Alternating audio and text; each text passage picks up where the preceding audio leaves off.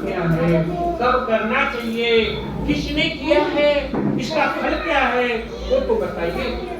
भगवान बोले दुख शोकादेशमनं धन्धान्यं प्रवर्धनं सौभाग्यं संततिकरं सर्वत्र विजयं प्रदम् यस्मिन् तस्मिन् दिने मृत्यो भक्ति श्रद्धा समन्वितं सत्यनारायणं देवं यजते निशामुखे।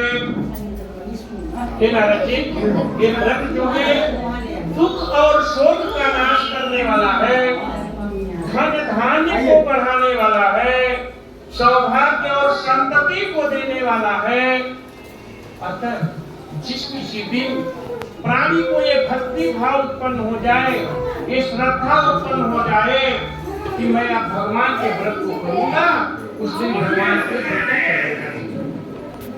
सत्यनारायण का व्रत का विधान क्या है कि मनुष्य को जिस किसी दिन भी ये भाव उत्पन्न हो जावे कि मैं आज ये व्रत को करूंगा, उस दिन भक्ति से उस व्रत को करना चाहिए। सत्यनारायण व्रत में कोई साइड का जरूरत नहीं है, कोई समय का जरूरत नहीं है, किसी प्रकार के जो है मुहूर्त की जरूरत नहीं है। आपको जब भक्ति श्रद्धा उत्पन्न हो जाए कि मैं भगवान के व्रत को करूंगी, उस दिन आप भगवान के व्रत को करो। लेकिन भगवान के व्रत को करने से पहले दिन भर निराहार व्रत रहना है।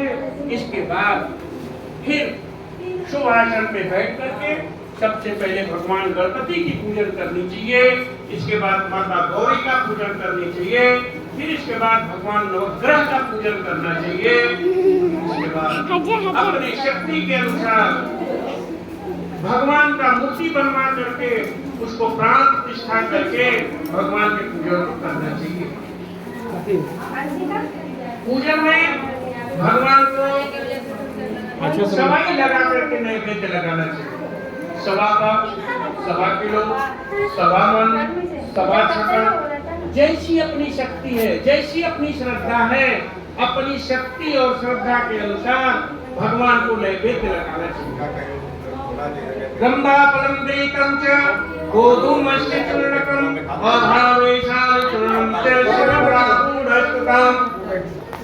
केले का पका पका फल, गौ का दूध, गेहूं का आटा, शक्कर के मिश्रण, ये सभी सामान भगवान को सवाई लगा करके अर्पण करना है। अगर ये सारी चीजें नहीं पड़ती है, अपनी सामर्थ्य नहीं है, तो अच्छा बना करके उसमें तुलसी दल डाल करके भगवान को अर्पण करके भगवान के सामने अपनी मनोभाव को, अपनी भावना को, अपनी याचना को भगवान के सामने समर्पित करना चाहिए और भगवान को प्रार्थना करना चाहिए।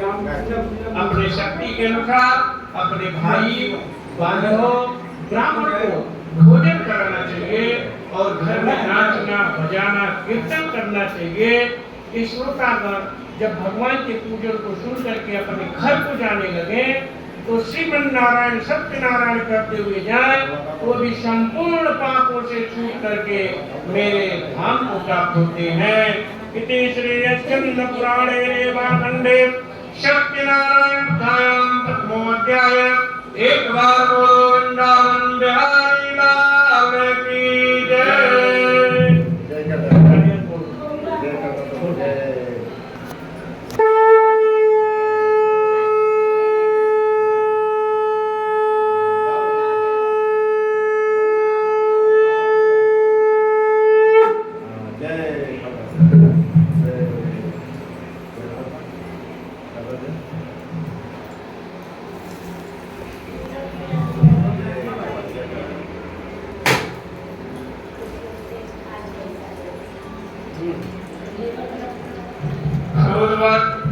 सोचिए महाराज, दूसरी अध्याय की कथा करते हैं कि